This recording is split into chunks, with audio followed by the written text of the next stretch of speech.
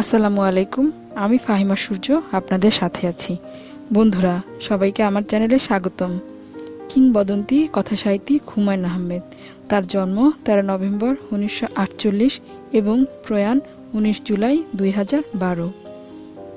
নন্দিত নরকের মাধ্যমে 72 সালে হুমায়ুন আহমেদ যখন সাহিত্যাঙ্গনে আত্মপ্রকাশ করলেন, তখনই বোঝা গিয়েছিল কাল স্রোতে এই নবীন লেখক হারিয়ে যাবেন না। এদেশের সাহিত্যাকাশে ধ্রুবতারার মতোই জ্বলজ্বল করবেন। শুধু তুমুল জনপ্রিয় লেখকই তিনি নন, নাট্যকার ও চলচ্চিত্রকার হিসেবেও সফল। এমনকি ঢাকা বিশ্ববিদ্যালয়ের রসায়ন শাস্ত্রের অধ্যাপক হিসেবেও ছাত্রছাত্রীদের কাছে তিনি ছিলেন জনপ্রিয়। সত্যি কথা বলতে কি, হুমায়ুন আহমেদ যেন গল্পের সেই পরশ পাথর, যখন যেখানে হাত দিয়েছেন সোনা ফলেছে। শুধু মধ্যবিত্ত জীবনের কথকতা সহজ সরল গদ্যে তুলে ধরে পাঠককে মন্ত্রমুগ্ধ করে রাখার মধ্যেই তার কৃতিত্ব সীমিত নয়। বেশ কিছু সার্থক সায়েন্স ফিকশন এর লেখক তিনি।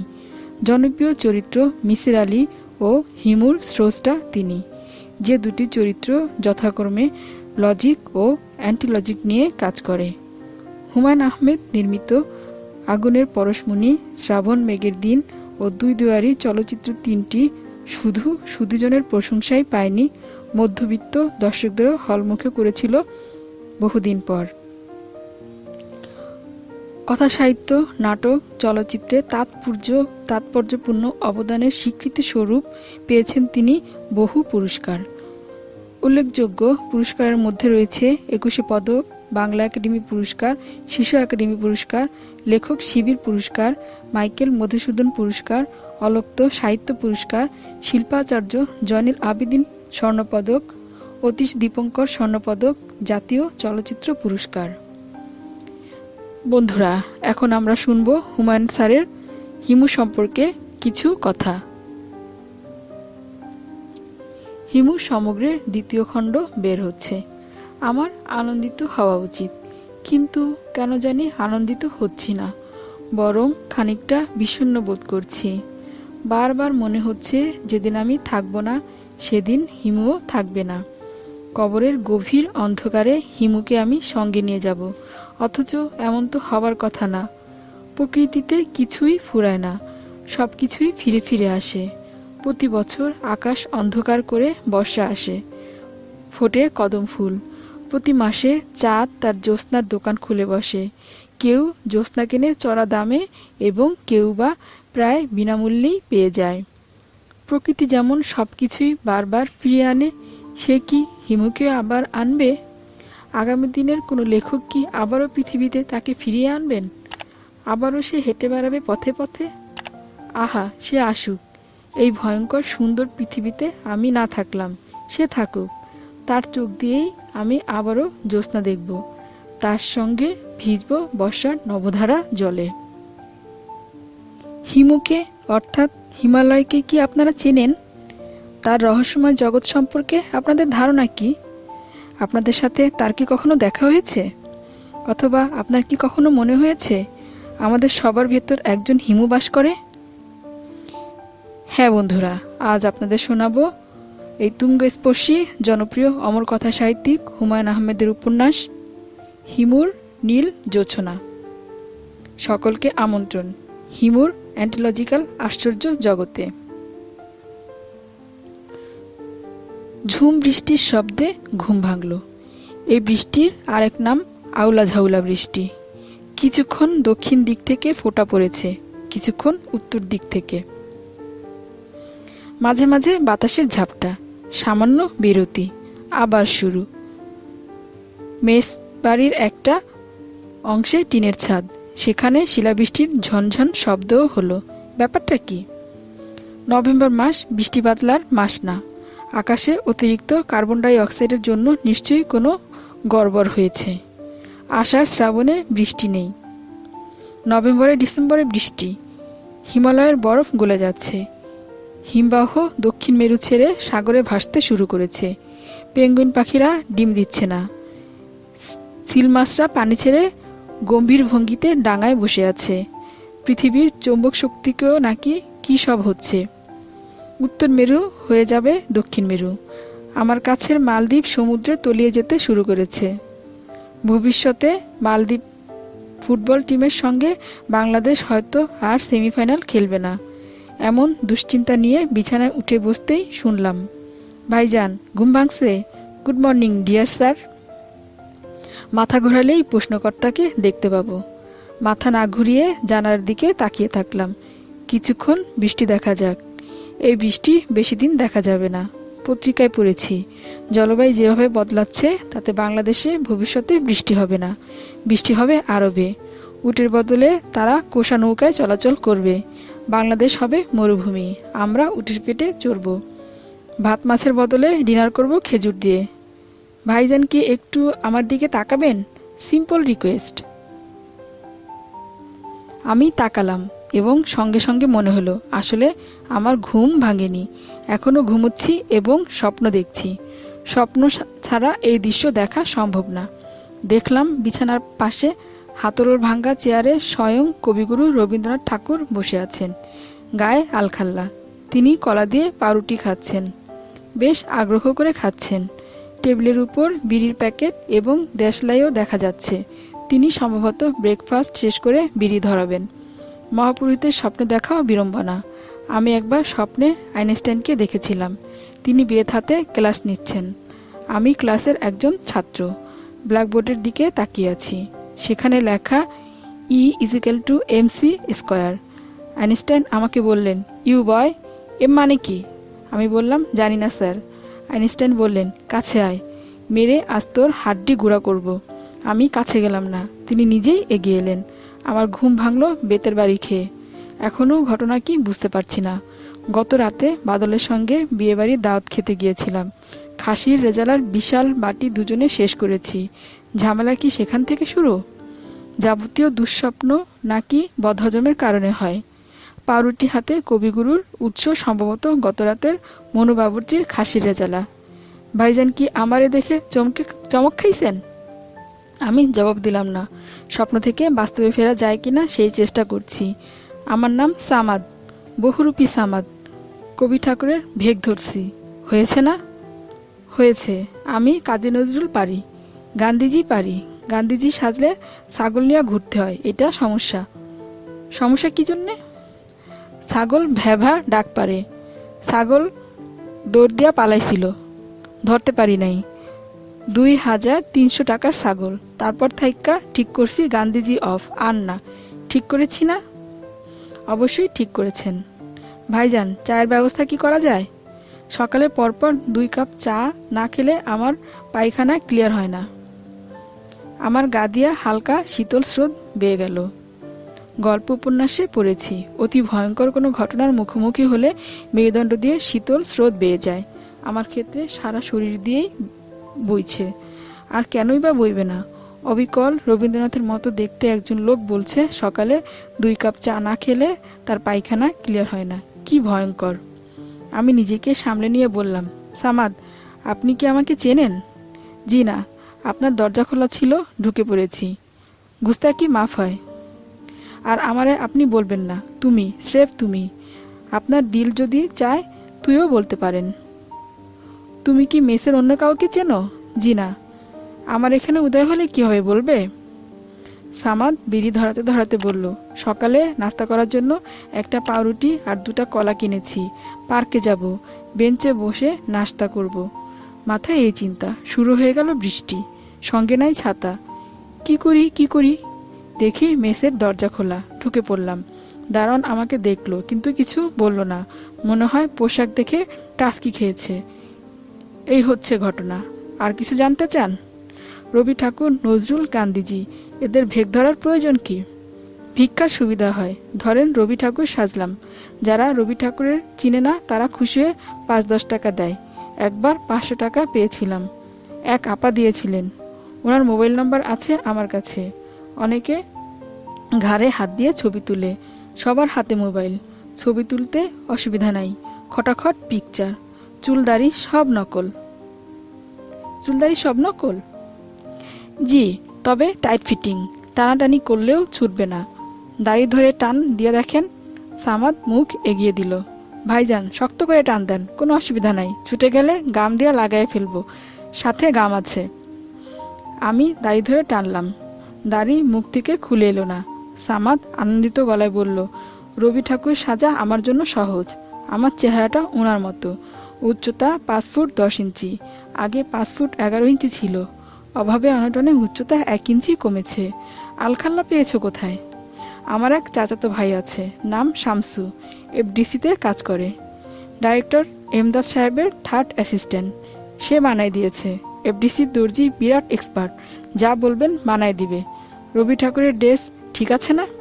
আমি বললাম, সবই ঠিক আছে। পায়ে স্পঞ্জের স্যান্ডেল ঠিক নাই, চটি জুতা দরকার। উনি চটি জুতা পরতেন। জানি টাকার অভাবে কিনতে পারি না, 2 বেলা খাওয়া জুটে না, আর চটি জুতা। শুনেছি রবি ঠাকুর ছিলেন জমিদারের ছেলে, আর আমার বাবা ছিলেন মোটর মেকানিক। কার্বোরেটরের কাজ ওনার মতো কেউ জানতো না। মারা গেলেন ক্যান্সারে। মৃত্যুর আগে আমারে বললেন, বাবা সামাদ, যা করতে মন চায় করবি। একটাই উপদেশ, কার্বোরেটর ঠিক রাখবি। গাড়ির যেমন কার্বোরেটর ঠিক থাকলে সব ঠিক, মানুষেরও একই ঘটনা।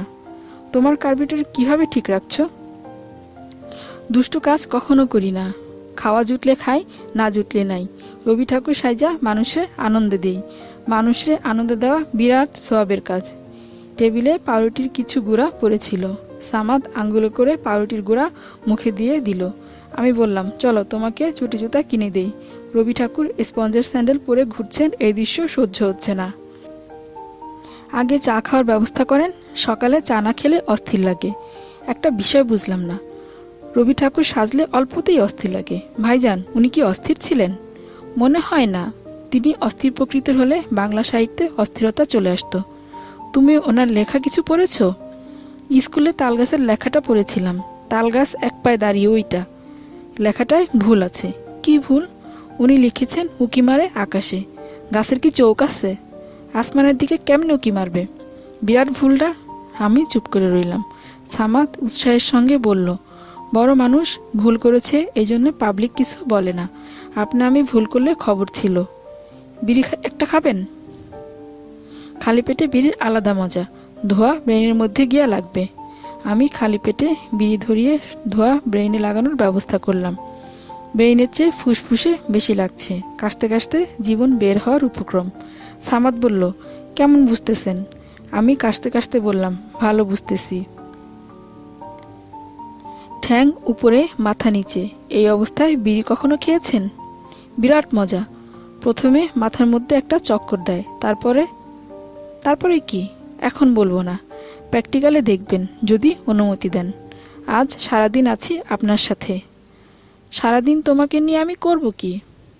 সামাদ হাই তুলতে তুলতে বলল, আত্মীয় বান্ধবের বাড়িতে নিয়ে যাবেন, বলবেন রবি ঠাকুর নিয়ে আসছি। অটোগ্রাফ নিতে চাইলে নাও, ছবি তুলতে চাইলে তোলো। 10 জনের মধ্যে 8 জন বিশ্বাস করবে না, কিন্তু 2 জন বিশ্বাস করবে। তখনই মজা। ভাইজান, চায়ের ব্যবস্থা কিন্তু এখনো করেন নাই। আমি বিছানা থেকে নামতে নামতে বললাম, চলো মাজেদা খালার ফ্ল্যাটে যাই, চা নাস্তা সেখানেই হবে।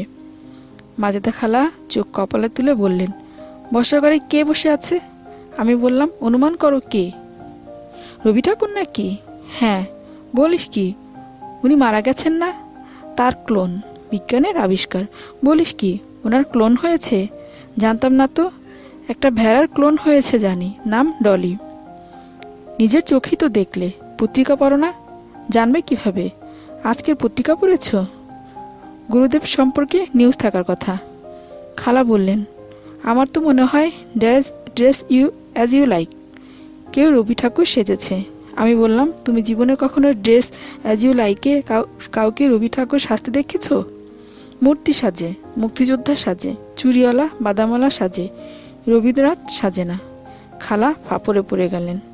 আমি বললাম, চা নাস্তার ব্যবস্থা করো খালা, বিখ্যাত মানুষ। চিরতার পানি আছে? চিরতার পানি দিয়ে কি হবে? রবি ঠাকুর সকালের নাস্তার আগে 1 গ্লাস চিরতার পানি খেতেন। ইনিও খান, তবে 1 গ্লাস খান না, 1 চামচ। চিরতার পানি এখন কোথায় পাবো? তিতা করলা চিপে রস বের করে 1 চামচ দাও, এতেই হবে। নাস্তা কি দিব? গোস্ত পরোটা, ডিমের অমলেট। উনি কি গরুর মাংস খান? অবশ্যই, গরুই এখন ওনার প্রধান খাদ্য। তুই কি কাউকে রবি ঠাকুর সাজিয়ে নিয়ে এসেছিস? এই কাজটা আমি কেন করব? আমার স্বার্থ কি? সেটাও একটা কথা।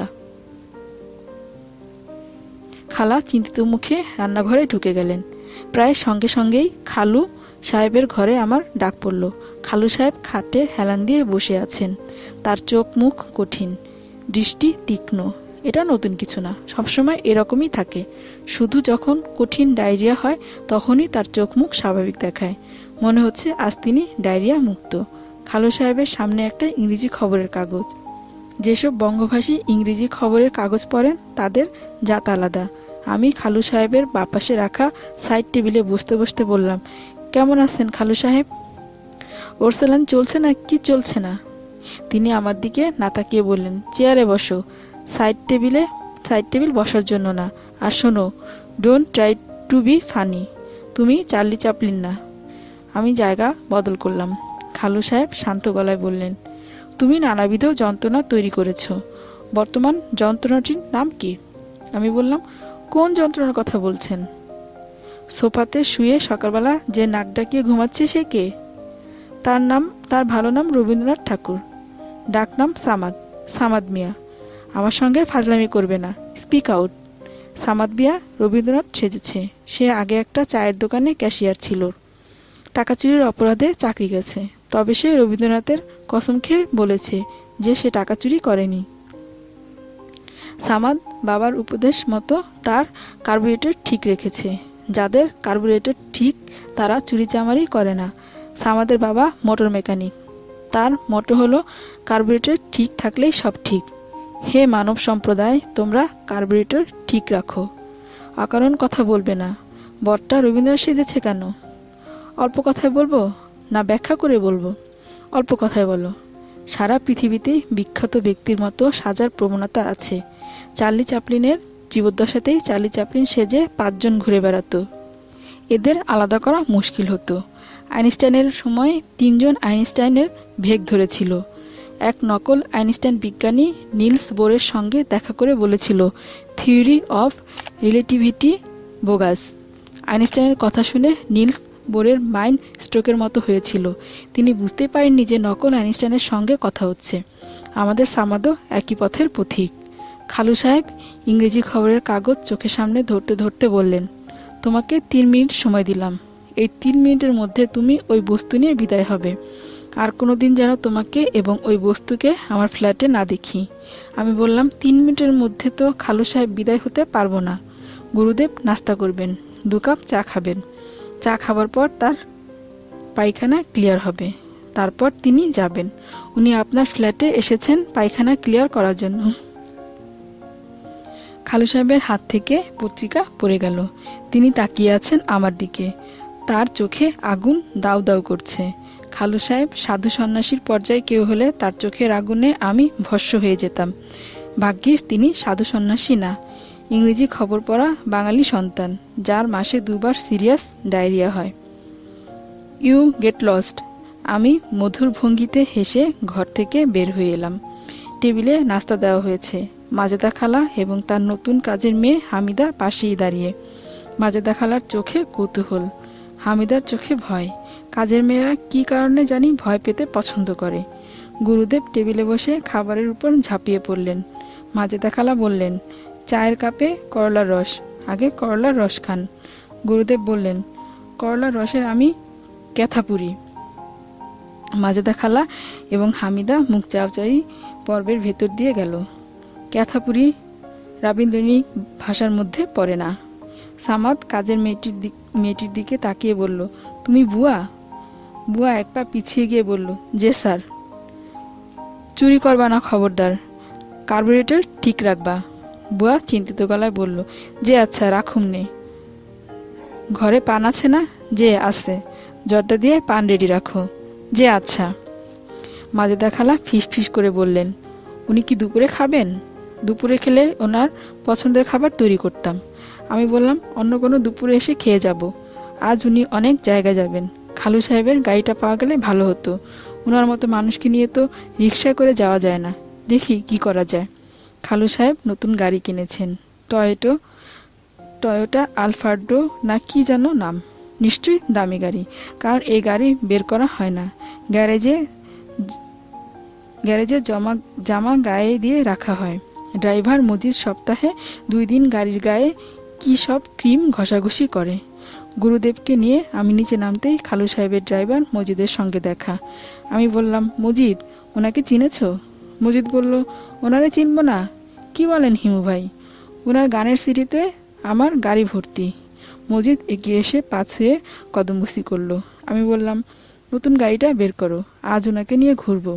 পত্রিকার অফিসে যেতে হবে, ইন্টারভিউয়ের কোনো ব্যবস্থা করা যায় কিনা দেখা দরকার। টিভি চ্যানেলগুলোর সঙ্গে কথা বলতে হবে, একটা টকশোর ব্যবস্থা যদি হয়ে যায়। চ্যানেলগুলোতে রান্নারও নানান অনুষ্ঠান হয়, সেখানে ওনাকে সেলিব্রিটি হিসেবে উপস্থিত করার চেষ্টা করা যেতে পারে। রান্নার একটা অনুষ্ঠান বাংলার ভর্তা, সেখানে উনি একটা রেসিপি দিতে পারেন, কাঁচা কলার খোসার ভর্তা। রান্নার ফাঁকে ফাঁকে বাংলা সাহিত্য নিয়ে কথা বললেন। খালু সাহেবের দামি গাড়ি চলছে, আমি বসেছি ড্রাইভারের পাশে। সামাদ পেছনের সিটে আয়েশি ভঙ্গিতে বসা, গাড়িতে গান বাজছে, গুরুদেবের গান, আহা আজি এ বসন্তে। সামাদ বলল, ভাইজান, ঝিমানি গান না, হিন্দি ছাড়েন। শমশাদ বেগমের সিডি আছে? উনার একটা গান, সাইয়া দিল মে আনারে, নোবেল প্রাইজের যোগ্য। আজেবাজে জিনিস নোবেল পায়, ভালোটা পায় না, আফসোস। হিন্দি গানের ক্যাসেট খুঁজে পাওয়া গেল না। ইংরেজি খবরের কাগজ পড়ুয়া বঙ্গ সন্তানরা হিন্দি গান শোনেন না, তারা রবীন্দ্র, অতুল প্রসাদ, দ্বিজেন্দ্র গীতিতে নিজেদের আটকে রাখেন। ভাইজান, আমরা কই রওনা দিলাম বুঝতে পারছি না। প্রথম যাচ্ছি কোনো একটি টিভি চ্যানেলের অফিসে, দেখি কিছু করা যায় কিনা। আপনার মতলব তো বুঝতেছি না, মতলব খোলাসা করেন। আমি হাই তুলতে তুলতে বললাম, মতলব আমি নিজেও বুঝতে পারছি না, দেখি কি হয়। প্রথম চেষ্টা টকশো। সামাদ বলল, জিনিসটা কি? কথা বলার অনুষ্ঠান। কথা বলতে পারো তো? 1 বছর বয়স থেকে কথা বলা ধরেছি। প্রথম কথা কি বলি শুনতে চান? চাই। বাপজানের কাছে শুনেছি আমার প্রথম কথা ঘাউ। ঘাউ কি? সামাদ দুঃখিত গলায় বলল, জানি নাকি, শিশু বয়সী কি ভাইব্বা বলেছি কে জানে। এখনো মাঝে মধ্যে চিন্তা করি, ঘাউ কেন বলতাম। ঘেউ বললেও বুঝতাম কুকুরের ভাষা, ঘাউটা কি? সামাদ চোখ বন্ধ করলো, মনে হয় ঘাউ কেন বলতো তাই ভাবছে। আমি নিজেও চোখ বন্ধ করলাম। আমারও শৈশবে ফেরার চেষ্টা। শৈশবে আমার প্রিয় বই ছিল মোহন সিরিজ, দস্যু মোহনের রোমাঞ্চকর কাণ্ডকারখানা, তার মানব সেবা। একটা বইতে পড়লাম, দস্যু মোহনকে পদ্মার বুকে লঞ্চের ডেকে ধরা হলো, তাকে বস্তায় ভরে রাস্তায়, বস্তার মুখ সেলাই করে পদ্মায় ফেলে লঞ্চ চলে গেল। এর পরপরই লেখক লিখেছিলেন, তাহার পরে কিভাবে কি ঘটিল কে জানে। দস্যু মোহনকে দেখা গেল পদ্মার পাড়ে বসিয়া হাসি মুখে চুরুটটা নিতেছে। লেখক সম্ভবত দস্যু মোহনকে বস্তার ভেতর থেকে উদ্ধারের কোনো উপায় খুঁজে না পেয়ে কিভাবে কি ঘটিল কে জানের আশ্রয় নিয়েছেন। সামাদের বিষয় আমি লিখতে পারি, কিভাবে কি ঘটিল কে জানে। সামাদকে দেখা গেল পরিবেশ ও বনমন্ত্রীর সঙ্গে একটি টিভি চ্যানেলে সাক্ষাৎকার দিতেছে। এখনকার পাঠকরা অনেক সচেতন, কাজেই কিভাবে কি ঘটিল কে জানে তে যাওয়া যাচ্ছে না। কিভাবে ঘটেছে তার ব্যাখ্যা যেতেই হবে। সামাদকে নিয়ে আমি একটি টিভি চ্যানেলের অফিসে ঢুকলাম। চ্যানেলের নাম দিচ্ছি না, তারা মামলা মোকদ্দমা করে দিতে পারে। ধরা যাক টিভি চ্যানেলের নাম চ্যানেল আখি। রিসিপশনে এক টেরা সুন্দরী বসে আছে। চ্যানেলের মালিকরা তাদের সব আত্মীয় স্বজনকে চ্যানেলে চাকরি দেন। এই রূপসী টেরার অন্য কোথাও কিছু হচ্ছিল না বলেই মনে হয় এখানে কাজ পেয়েছে। টেরারা কার দিকে তাকিয়ে কথা বলছে বোঝা কঠিন। তাদের সঙ্গে কথাবার্তার সময় জটিল অস্বস্তিতে থাকতে হয়। তরুণী আমাকে কিংবা সামাদকে বিরক্ত মুখে বলল, আলাপচারিতা অনুষ্ঠানে এসেছেন? আমি বললাম, জি ম্যাডাম। উনি এসেছেন, আমি স্যারের পিএ। এত লেট করেছেন, লাইভ অনুষ্ঠান, মন্ত্রী মহোদয় বসে আছেন, অনুষ্ঠান শুরু হয়েছে, দর্শকরা সরাসরি টেলিফোন করছেন, এক্ষুনি চলে যান 4 নম্বর স্টুডিওতে। আমি বললাম, 4 নম্বর স্টুডিও তো চিনি না। রিসিপশনিস্ট বলল, আসুন আমার সঙ্গে। মহিলা ছুটতে ছুটতে যাচ্ছে, আমরা তার পেছনে ছুটছি। এর মধ্যে মহিলা মোবাইল টেলিফোনে কাকে যেন বলল, সমুদ্র স্যার, উনি চলে এসেছেন, আমি নিয়ে যাচ্ছি, সিচুয়েশন আন্ডার কন্ট্রোল। স্টুডিওতে আমি ঢুকতে পারলাম না, বাইরে বসে রইলাম। যেখানে বসে আছি সেখানে এক বিশাল ফ্ল্যাট স্ক্রিন টিভি। টিভিতে দেখছি রূপবতী হাস্যমুখী এক উপস্থাপিকা, শুধু তার ঠোঁট কুচকুচে কালো। আজকাল কালো লিপস্টিকের চল হয়েছে, দেখেই মনে হয় বিড়ি খাওয়া মহিলা।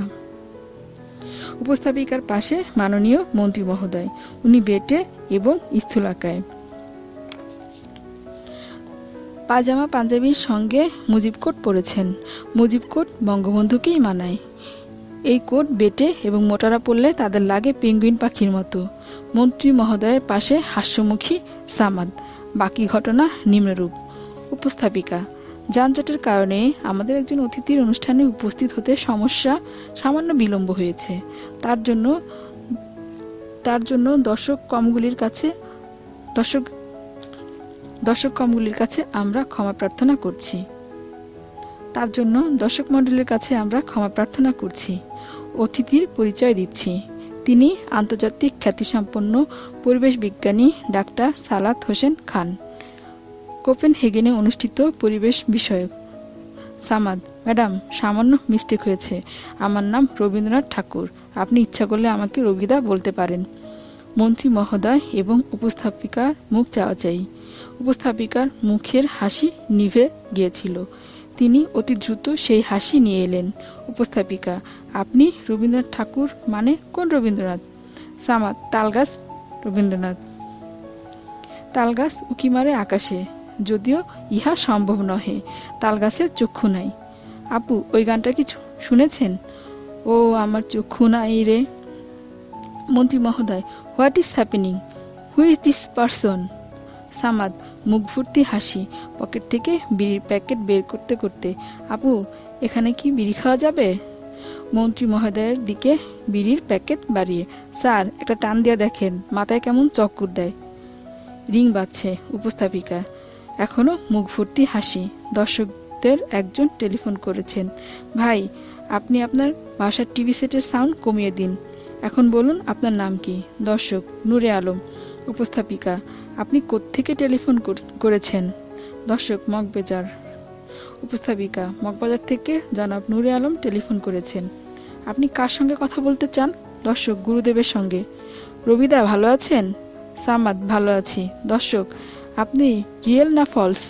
সামাদ, বিড়িটা ধরানোর চেষ্টা করছেন বলে জবাব দিতে পারছেন না। মন্ত্রী মহোদয়, প্রচার বন্ধ হচ্ছে না কেন? দর্শক, রবিদা, আপনার গায়ে স্পঞ্জের স্যান্ডেল কেন? রবিদা, আপনার পায়ে স্পঞ্জের স্যান্ডেল কেন?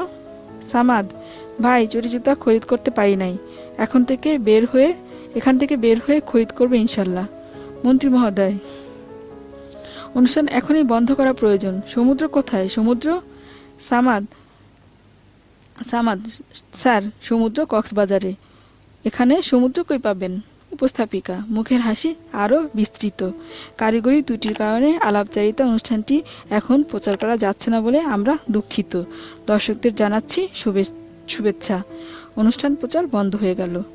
শুরু হলো ছায়াছবির গানের অনুষ্ঠানের ফিলার। কাকতালীয়ভাবে সেই অনুষ্ঠানে রবীন্দ্রনাথের গানের সঙ্গে নাচ হচ্ছে। বর্ষার গান, আজই ঝড়ো ঝড়ো মুখর বাদলের দিনে। নাচছেন অভিনেত্রী তানিয়া। ছবির নাম 9 নম্বর বিপদ সংকেত। আমি মুগ্ধ হয়ে নাচ দেখছি। ঘরে পাঞ্জাবি পরা এক লোক ঢুকেছেন। তিনি ক্ষুব্ধ গলায় বলছেন, রবীন্দ্রনাথকে নিয়ে এসেছ, খুঁজে বের করো। সাবোটাজ হয়েছে, বিরাট সাবোটাজ। পুলিশে কি খবর দেওয়া হয়েছে? চারিদিকে ছোটাছুটি হচ্ছে। এখন আর চ্যানেলের অফিসে থাকা সমীচীন নয় বলে কেটে পড়ার প্রস্তুতি নিলাম। পলায়তি স জীবতী। কেটে পড়া সম্ভব হলো না। রিসিপশনের মেয়েটি বলল, আপনি রবীন্দ্রনাথ ঠাকুরের পিয়ে না? জি। আপনি কোথায় যাচ্ছেন? ম্যাডাম, চলে যাচ্ছি। গুরুদেবকে রেখে গেলাম। টকশোতে সামান্য ঝামেলা হয়েছে, তাতে সমস্যা নেই। অন্য যে কোনো অনুষ্ঠানে তাকে ঢুকিয়ে দিতে পারেন। আপনাদের একটা অনুষ্ঠান আছে না, জাপানি রান্না? গুরুদেব জাপানি রান্নায় আগ্রহী। তার একটা বই আছে, জাপান যাত্রীর পত্র, যেখানে কথা বলবেন না এবং পালিয়ে যাওয়ার চেষ্টা করবেন না। পুলিশকে খবর দেওয়া হয়েছে, পুলিশ আসছে, আপনারা দুজনেই থানায় যাবেন। আমি বিনয়ের সঙ্গে বললাম, ম্যাডাম, কাজটা কি ভালো হবে? রবীন্দ্রনাথ ঠাকুর গ্রেপ্তার। শুনতেও খারাপ। আপনাদের চ্যানেলে গ্রেপ্তার হয়েছেন, এটা আপনাদের জন্য ব্যাড পাবলিসিটি। কথা শেষ হওয়ার আগেই পুলিশ চলে গেল।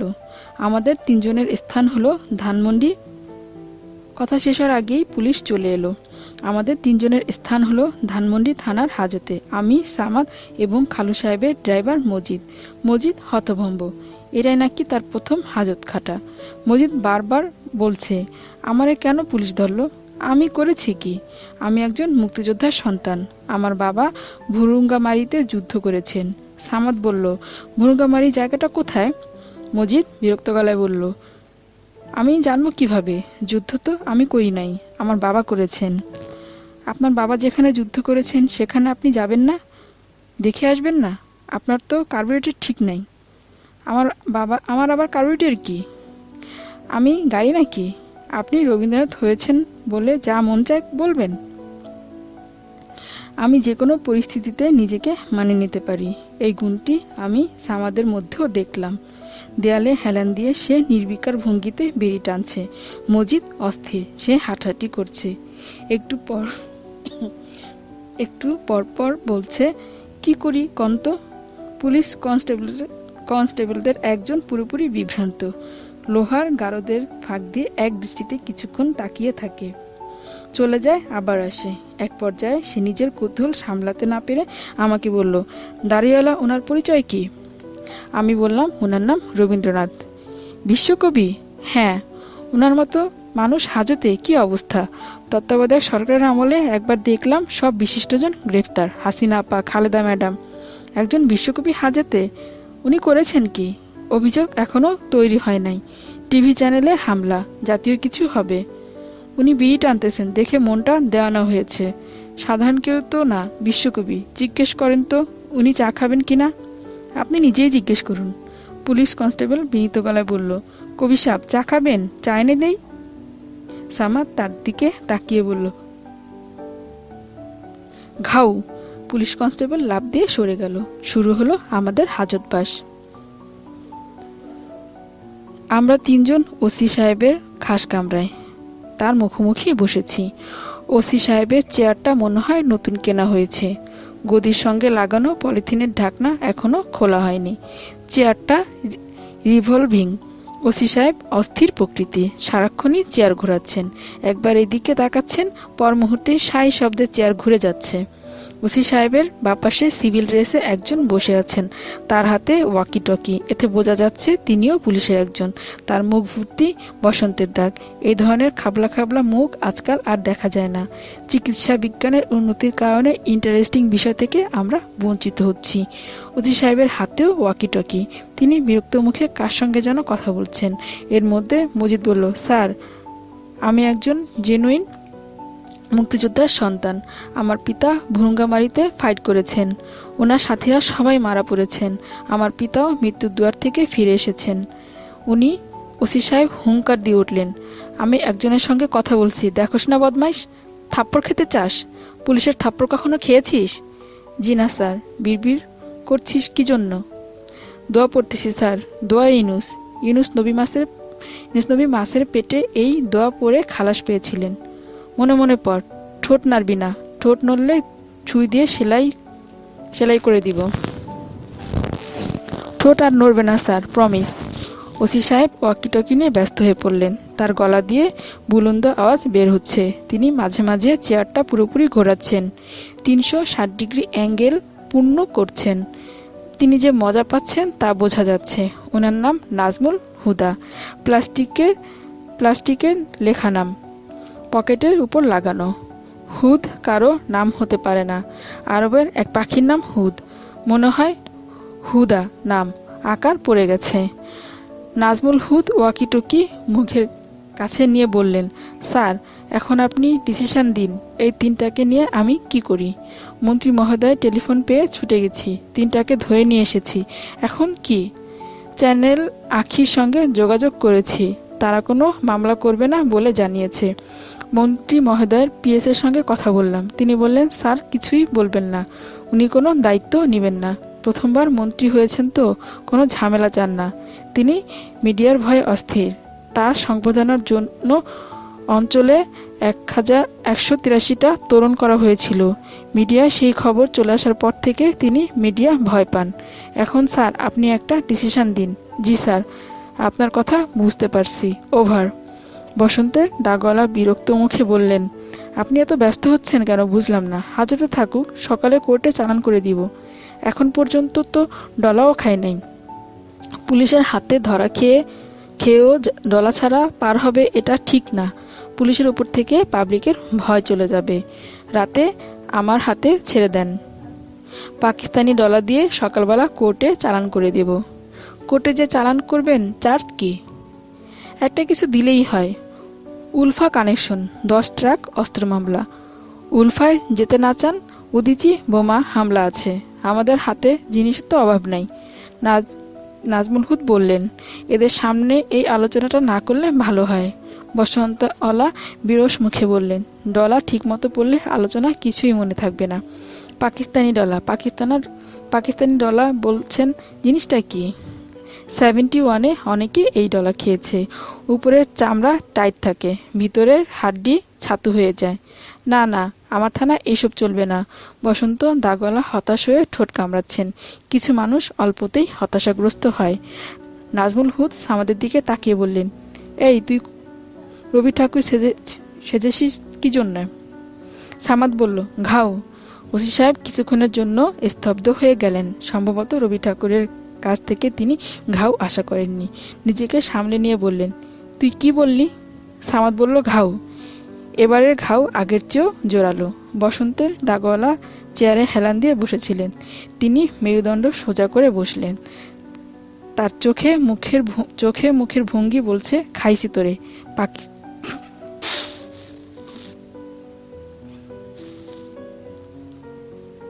পাকিস্তানি ডলা কামিং। ওসি সাহেব বললেন, তুই যদি আরেকবার ঘাও বলিস, তাহলে আমার হাতের বাটনটা তোর মুখের দিক দিয়ে ঢুকিয়ে দিব। মুখ ছাড়া অন্য কোনো জায়গা দিয়ে ঢুকাতে বলতাম। ইংরেজি সাহিত্যে এমএ করেছি বলে বলতে পারছি না, মুখে বাজছে। আমি গলা ভর্তি আনন্দ নিয়ে বললাম, স্যার আপনি ইংরেজি সাহিত্যে এমএ? নাজমুল হুদ বললেন, তাতে তোর কোনো সমস্যা? জি না স্যার, এমএ তো শেষ না, কবি রবার্ট ফ্রস্টের উপর এমফিল করেছি। বিশ্বাস হয়? আমি বললাম, বিশ্বাস হয় না স্যার। নাজমুল হুদ হতাশ গলায় বললেন, আমার নিজেরই বিশ্বাস হয় না। মুজিদ বলল, আমার বিশ্বাস হয় স্যার। আপনারা দেখলেই বোঝা যায় আপনি বিরাট জ্ঞানী। আপনার চোখে মুখে জ্ঞান। তোর না বললাম ঠোঁট নাড়াবি না। ঠোঁট নাড়াইলে কোন সাহসে? স্যার ভুলে গেছি, মাফ করে দেন। আরেকটা কথা যদি বলিস তাহলে মাটি খাই। নাজমুল হুদ তাকালেন সামাদের দিকে, কঠিন গলায় বললেন, যা যা জিজ্ঞেস করবো জবাব দিবি, ঘাউ করবি না। সামাদ বলল, ঘাউ করব না স্যার, ঘাউ করলে আমিও মাটি খাই। তুই থাকিস কোথায়? আগে গোরানে থাকতাম। 3 কাঠা জমির উপরে বাপ একটা দোতলা বাড়ি করেছিলেন। সেই বাড়ি ছাত্রলীগের কঙ্কন ভাই দখল করেছেন। সেখানে বঙ্গবন্ধু জ্ঞান বিকাশ কেন্দ্র খুলেছেন। জ্ঞান বিকাশ কেন্দ্রে কি হয়? ওনারা ক্যারাম খেলেন, তাস খেলেন, গল্পগুজব করেন। সন্ধ্যার পর লাল পানি খান বলে শুনেছি, নিজের চোখে দেখি নাই। শোনা কথায় বিশ্বাস করা ঠিক না। সামাদের কথায় ওসি সাহেবের মন সামান্য নরম হয়েছে।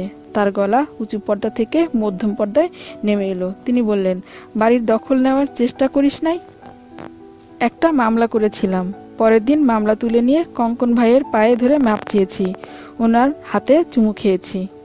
হাতে চুমু খেয়েছিস কেন? পুরুষ মানুষ, এজন্য হাতে চুমু খেয়েছি স্যার। চা খাবি? খাবো স্যার, আপনার অসীম দয়া। ওসি সাহেব হাই তুলতে তুলতে বললেন, রবীন্দ্রনাথ সেজে আর খবরদার ঝামেলা করবি না, চা খেয়ে বিদায় হয়ে যা। জি আচ্ছা। বসন্ত দাগওয়ালা বললেন, কাজটা আপনি ঠিক করছেন না স্যার, পরে বিপদে পড়তে পারেন। র্যাবের হাতে দিয়ে দিন, ক্রস ফায়ারে ঝামেলা শেষ করে দিবে। ওদের কাজকর্ম আমার পছন্দ। ধরো তক্তা, মার গাজাল। ওসি সাহেব অন্য মানুষকে গলায় বললেন, তাও করা যায়। সামাদ বলল, চা লাগবে না স্যার, যদি অনুমতি দেন আমরা আপনাকে কদমবুসি করে এখনই চলে যাই। নাজমুল হুদ বললেন, কদমবুসি করতে হবে না, চলে যা। আর শোন, তুই করে বলেছি বলে কিছু মনে নিবি না। পুলিশে চাকরি করার কারণে ভদ্রতা গেছে, অথচ এই আমি একসময় এমফিল করেছি রবার্ট ফ্রস্টের উপর। Woods are lovely dark and deep, and I have promise to keep, and miles to go before I sleep. আমরা তিনজন একসঙ্গে উঠে দাঁড়ালাম।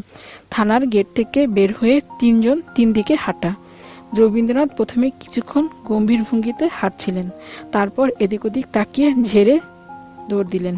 বাঙালির স্বভাব হলো কাউকে দৌড়াতে দেখলে তার পেছনে পেছনে দৌড়াবে। দুজন টোকাই এবং একজন মধ্যবয়স্ক লুঙ্গি পরা মানুষকে তার পেছনে পেছনে দৌড়াতে দেখলাম। মুক্তিযোদ্ধার সন্তান মজিদও দৌড়াচ্ছে, তার পেছনে কেউ নেই। সে দৌড়াতে দৌড়াতে এক চলন্ত বাসের হ্যান্ডেল ধরে ঝুলে পড়ল। বেচারা ভালো ভয় পেয়েছে। কোথায় যাওয়া যায় বুঝতে পারছি না। হাজতবাসের জন্য প্রস্তুত ছিলাম। হাজতবাস হচ্ছে না বলে সিস্টেম গন্ডগোল হয়ে গেছে। হাজতের কাছাকাছি কোথাও রাত কাটাতে ইচ্ছা করছে। এই সমস্যা সবারই হয়। ফাঁসির এক আসামিকে ফাঁসির মঞ্চে নিয়ে যাওয়া হচ্ছে। গলায় দড়ি পরাবার আগে আগে রাষ্ট্রপতির ক্ষমা ঘোষণার খবর চলে এলো। জেলার তার পাছায় লাথি দিয়ে বললেন, যা বাড়ি চলে যা। সে বাড়ি গিয়ে ফ্যানের সঙ্গে লাইলনের দড়ি লাগিয়ে ঝুলে পড়ল। খেল খতম, ফাঁসি হজম। কটা বাজে জানা দরকার। ঘড়ি দেখে ঠিক করতে হবে রাতটা কোথায় কাটাবো। মেসে যেতে ইচ্ছে করছে না। রাত যদি 11টার কম হয় তাহলে বাদলের কাছে চলে যাব। 11টার বেশি হলে ধানমন্ডি থানায় ফিরে গিয়ে ওসি সাহেবকে বলবো, স্যার রাতটা হাজতে থাকতে দিন, আপনার পায়ে ধরি, আই টাচ ইউর ফুট। আজকাল হাত ঘড়ির চল উঠে গেছে। সময় জিজ্ঞেস করলে লোকজন বিরক্ত হয়, কারণ সময় জানতে তাকে মোবাইল ফোন বের করে টেপাটেপি করতে হয়। সময় ঘড়ির কাছ থেকে চলে গেছে মোবাইল ফোনের সেটের কাছে। লাইট পোস্টের কাছে মোটামুটি উদাস দৃষ্টির এক ভদ্রলোককে দাঁড়িয়ে থাকতে দেখে এগিয়ে গেলাম। বিনীত গলায় বললাম, ভাই কয়টা বাজে? ভদ্রলোক বললেন, সঙ্গে ঘড়ি নাই, মোবাইল সেটটা দেখে বলুন কয়টা বাজে। মোবাইল ফোন সেট নাই, চুরি গেছে। ভদ্রলোকের কথা শেষ হওয়ার আগে তার ফোন বেজে উঠল। তিনি বিন্দুমাত্র লজ্জিত বোধ করলেন না, উঁচু গলায় কথাবার্তা চালাতে লাগলেন। আফতাব, ভালো আছো? আমি ঢাকায় না তো। ঢাকায় থাকলে অবশ্যই তোমার সঙ্গে দেখা করতাম। আমি এখন রাজশাহীতে, সপ্তাহখানিক থাকবো। হ্যাঁ, তোমার বিপদের কথা শুনেছি। So sad. আমি ভদ্রলোকের পাশে দাঁড়িয়ে আছি। মোবাইল ফোনের কারণে তিনি ঢাকায় থেকেও রাজশাহীতে অবস্থান করতে পারছেন। এটাকে বিজ্ঞানের পশ্চাৎযাত্রা বলা যেতে পারে। টেলিফোনে ভদ্রলোকের কথাবার্তা থেকে আন্দাজ করছি তিনি আফতাব সাহেবের কাছ থেকে কিছু টাকা ধার করেছিলেন। টাকা আজই ফেরত দেওয়ার কথা। তিনি টাকার ব্যবস্থাও করেছেন, রাজশাহীতে থাকার কারণে দিতে পারছেন না। ভদ্রলোক টেলিফোন শেষ করে আমার দিকে তাকিয়ে বললেন, আপনি দাঁড়িয়ে আছেন কেন, কি চান? সময় জানতে চাই। অন্য কারো কাছ থেকে জানেন, ফালতু ঝামেলা। আফতাব ভাই আপনার কাছে কত পায়? হোয়াট? উনি বিপদে আছেন, টাকাটা ফেরত দেওয়া উচিত না? আপনি যখন বিপদে পড়েছিলেন তখন আফতাব ভাই ঠিকই আপনাকে সাহায্য করেছে। আপনি তাকে চিনেন? অবশ্যই চিনি। আমি আপনাকেও চিনি। ভদ্রলোক হকচকিয়ে গেলেন। তার মধ্যে আমতা আমতা ভাব চলে এলো। এদিক ওদিক তাকাতে লাগলেন। আমি রিকশা থামিয়ে ভদ্রলোককে বললাম, আসুন যাই। কোথায় যাব? আফতাব ভাইয়ের কাছে যাই, ওনাকে টাকাটা দিয়ে আসি। পুরো টাকা তো আমার সঙ্গে নেই, অল্প আছে। যা আছে তাই দিন, বাকিটা 2 দিন পরে দিবেন, দেরি করবেন না। রিকশায় ওঠেন। রিকশা কোথায় যাবে বলে দিন। ভদ্রলোক বিরস মুখে রিকশা উঠে এলেন। রিকশা করে আমরা চলে এলাম কলাবাগানে। সারা পথেই ভদ্রলোক উসখুস করতে লাগলেন। একবার মনে হলো উনি চলন্ত রিকশা থেকে লাফ দিয়ে নেমে পড়বেন। আমি শক্ত করে তার পাঞ্জাবি চেপে ধরলাম। নেমে গেলে পাঞ্জাবির অর্ধেকটা আমার হাতে রেখে নামতে হবে। ভদ্রলোক এই রিস্ক নেবেন বলে মনে হয় না। পাঞ্জাবিটা দামি। পাঞ্জাবি ধরে আছেন কেন? রিকশা চললে আমার কিছু একটা ধরে থাকতে হয়। কিছু ধরে না থাকলে ভয় লাগে, মনে হয় পড়ে যাব। হুড ধরে রাখুন। হুড ধরে একবার ক্যাচা খেয়েছি, এই জন্য হুড ধরি না। আফতাব ভাইয়ের কাছ থেকে কত টাকা ধার করেছিলেন? আপনার তা দিয়ে দরকার কি? পাঞ্জাবিটা ছাড়েন তো। পাঞ্জাবি ছাড়বো না। কলাবাগানে ঢোকার কয়েকটা গলি। একটার সামনে এসে ভদ্রলোক রিকশা থামালেন। আমি বললাম, গলিতে ঢুকবো না? ভদ্রলোক ইশারায় দেখালেন এবং গলা নামিয়ে বললেন, আফতাব বসে আছে চায়ের দোকানের সামনে। মেয়ে দুটাকে তারই মেয়ে, বাবার সঙ্গে থাকে, একজনের নাম কেয়া আর একজনের নাম খেয়া। আরেকটা মেয়ে হলে তো বিপদে পড়তো, নাম রাখতে হতো গেয়া। ভদ্রলোক রিক্সা ভাড়া মেটালেন এবং কিছু বোঝার আগেই গলির ভেতরে ঢুকে গেলেন। এতক্ষণ পাঞ্জাবি ধরে থাকা বৃথা গেল। পুরনো দিনের গদ্যের ভাষায় চক্ষের নিমেষে পক্ষী উড়িয়া গেল। আফতাব দুই মেয়েকে নিয়ে বসে আছেন চায়ের দোকানের সামনের ফুটপাতে। ফুটপাত রাস্তা থেকে উঁচু, তিনজনই পা ঝুলিয়ে বসেছে। হিসাব মতো মেয়ে দুটির বসার কথা, বাবাকে মাঝখানে রেখে বাবার দুপাশে। তারা সেরকম করেনি। দুই বোন হাত ধরাধরি করে একসঙ্গে বসা। বড় মেয়েটির বয়স 6 থেকে 7 হবে, ছোটটি 4 থেকে 5। দুটা মেয়েই ফুটফুটে। আমি এগিয়ে গেলাম। অতি পরিচিত কে এমন ভঙ্গিতে বললাম, কেয়া খেয়া, এত রাতে রাস্তায় বসে আছো কেন? সমস্যা কি? তিনজনই চমকে তাকালো। আমি মেয়ে দুটির পাশে বসতে বসতে বললাম, বাড়ি থেকে বের করে দিয়েছে নাকি? কেয়া বলল, হ্যাঁ, বের করে দিয়েছে। আমি বললাম, ঘটনা কি বলো? অল্প কথায় বলবে, ডিজিটাল যুগে অল্প কথা বলতে হয়। কেয়া কিছু বলতে যাচ্ছিল, তাকে থামিয়ে তার বাবা বলল, আপনাকে চিনলাম না, আপনার পরিচয়? আমার নাম হিমু, আমি এই মেয়ে দুটার মামা হই। আপনার নাম আফতাব না? হ্যাঁ, কিন্তু এখনো আমি আপনাকে চিনলাম না। আমি বললাম, চেনাচিনি পরে, আগে আপনাদের ঘটনা শুনি। এত রাতে আমার দুই ভাগ্নি রাস্তায় বসা, এর মানে কি? এরা কি রাতে খাওয়া দাওয়া করেছে? মেয়ে দুজন একসঙ্গে বলল, না। ছোট মেয়েটা বলল, মামা, বাবার কাছে টাকা নেই। আমি বললাম, টাকা না থাকলেও খাবার ব্যবস্থা করতে হবে। কেয়া মা এবং খেয়া মা, বলো কি খেতে চাও? পোলাও, মুরগির রোস্ট, সঙ্গে ডিম ভুনা চলবে? দুজন আবারও একসঙ্গে বলল, চলবে। খাবারের সঙ্গে কোক বা পেপসি এইসব কিছু লাগবে? কেয়া বলল, আমি খাবো 7 আপ। খেয়া বলল, আমি ফান্টা। আমি বললাম, খাওয়ার প্রবলেম সেটেল হয়ে গেল। এখন আফতাব ভাই, আপনার প্রবলেম শুনি। বাড়ি ভাড়া দিতে পারেন নাই বলে বহিষ্কার? আফতাব বলল, মেয়ে দুটার সামনে বলতে চাচ্ছি না।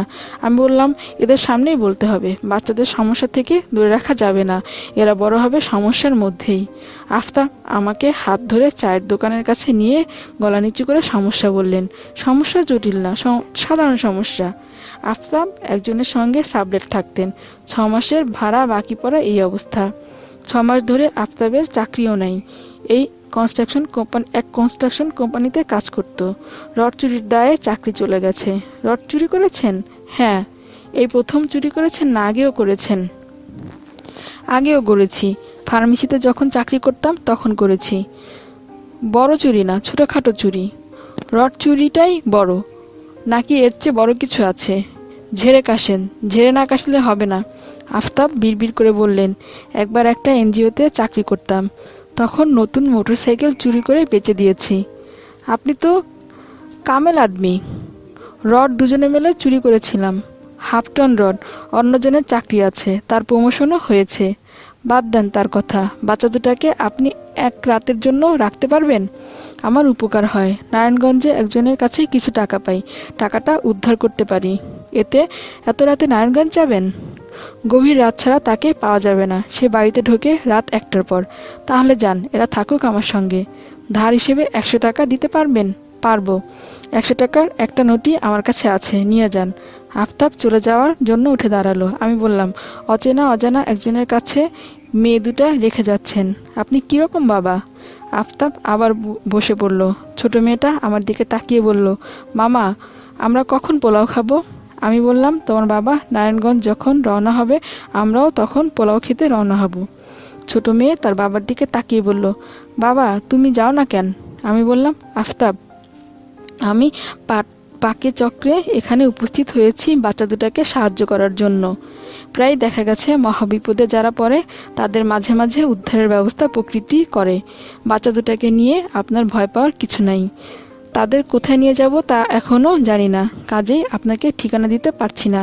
ধানমন্ডি থানায় আমি বাচ্চা দুটা কোথায় আছে জানিয়ে রাখবো, সেখানে গেলেই খোঁজ পাবেন। ছোট মেয়েটা বলল, মামা, আমরা খেতে যাব না? যাব, এখনই যাব। কোথায় যাব? এখন জানি না কোথায় যাব। আশেপাশেই কোথাও যেতে হবে, দূরে যাওয়া যাবে না। তোমরা হাঁটতে পারবে না, আর আমার সঙ্গে টাকাও নেই যে রিক্সা করে নিয়ে যাব। বাবা, যাবে না? না। আমরা একটা দোতলা বাড়ির সামনে দাঁড়িয়ে আছি। বাড়ির নাম কমল কুটির। গেটে ধাক্কাধাক্কি শব্দ শুনে লুঙ্গি পরা গেঞ্জি গায়ে এক বৃদ্ধ বের হলেন। বৃদ্ধ অবাক হয়ে বললেন, কি ব্যাপার? আমি বললাম, স্যার, বাই এনি চান্স আজ কি আপনার বাসায় পোলাও এবং মুরগি রোস্ট রান্না হয়েছে, সঙ্গে ভুনা ডিম? বাচ্চা দুটা এই খাবার ছাড়া অন্য কিছু খাবে না। হু আর ইউ? আপনি আমাকে চিনবেন না, আমার নাম হিমু। বড় মেয়েটার নাম কেয়া, ছোটটার নাম খেয়া। রাত 12টার সময় পোলাও রোস্ট? ফাজলামের একটা সীমা থাকা দরকার। আমি কি আপনার পরিচিত? জি না। রাত রাত 12টার সময় কারো বাড়ির দরজা ভেঙে ফেলে খাবার চাওয়া যায়? অবশ্যই যায় না। আপনাকে পুলিশে দেওয়া উচিত। এত জোরে চিৎকার করবেন না স্যার, ছোট বাচ্চাটা ভয় পাচ্ছে। হইচই শুনে এক বৃদ্ধা বের হয়ে এসেছেন। বৃদ্ধর পাশে দাঁড়িয়েছেন। বৃদ্ধার মনে হয় কাঁচা ঘুম ভেঙেছে। তিনি ভয়ে অস্থির হয়ে বললেন, কি হয়েছে? বৃদ্ধ বললেন, উটকা নুইসেন্স। কিছু হয় নাই, ঘুমাতে যাও। বৃদ্ধ বিকট শব্দে দরজা বন্ধ করলেন। খেয়া বলল, মামা, আমার ভয় লাগছে। আমি বললাম, ভয়ের কিছু নাই, ঝিম ধরে দাঁড়িয়ে থাক, এখনই দরজা খুলবে। 1 থেকে 100 পর্যন্ত গুনতে থাকো, এর মধ্যে দরজা খুলবে। খেয়া 31 পর্যন্ত গোনার সময় দরজা খুলল। বৃদ্ধ গম্ভীর গলায় বললেন, খেতে আসো। আমি বললাম, পোলাও রোস্ট, ডিম ভুনা আছে তো? আছে। ফ্যানটা এবং 7 আপ লাগবে, না থাকলে আনিয়ে দিতে হবে। আমরা খেতে বসেছি। বৃদ্ধ এবং বৃদ্ধা পাশে দাঁড়িয়ে আছেন। বৃদ্ধ রাগী চোখে তাকিয়ে আছেন, কিন্তু বৃদ্ধার মুখ হাসি হাসি। তিনি মনে হয় অত্যন্ত মজা পাচ্ছেন। বৃদ্ধা আমাকে বললেন, বাবা, তুমি কি কারোর কাছ থেকে খবর নিয়েছো যে আজ আমাদের বাড়িতে এইসব রান্না হয়েছে? না। তাহলে জানলে কিভাবে? অনুমান করেছি। আমার অনুমান শক্তি ভালো। বৃদ্ধ বললেন, আজ একটা বিশেষ উপলক্ষে এইসব রান্না হয়েছে। উপলক্ষটা বলো দেখি তোমার অনুমান শক্তি। আজ আপনাদের ম্যারেজ ডে। আপনারা ভেবেছিলেন আপনাদের ছেলেমেয়েরা আসবে। খাবার তাদের জন্য রান্না করা, তারা কেউ আসে নাই। বৃদ্ধা লজ্জিত গলায় বলল, প্রত্যেকেই সংসার নিয়ে থাকে, নানান ঝামেলায় ভুলে গেছে। ভুলে যেতেই পারে, তাই না? অবশ্যই। বৃদ্ধা হঠাৎ কাঁদো কাঁদো হয়ে গিয়ে বললেন, বাচ্চা দুটা আরাম করে খাচ্ছে দেখে এত শান্তি লাগছে। অনেকদিন পর এমন একটা শান্তি পেলাম। বৃদ্ধ বললেন, ঘরে 7 আপ নাই, স্প্রাইট আছে, এতে কি চলবে? কেয়া বলল, চলবে না।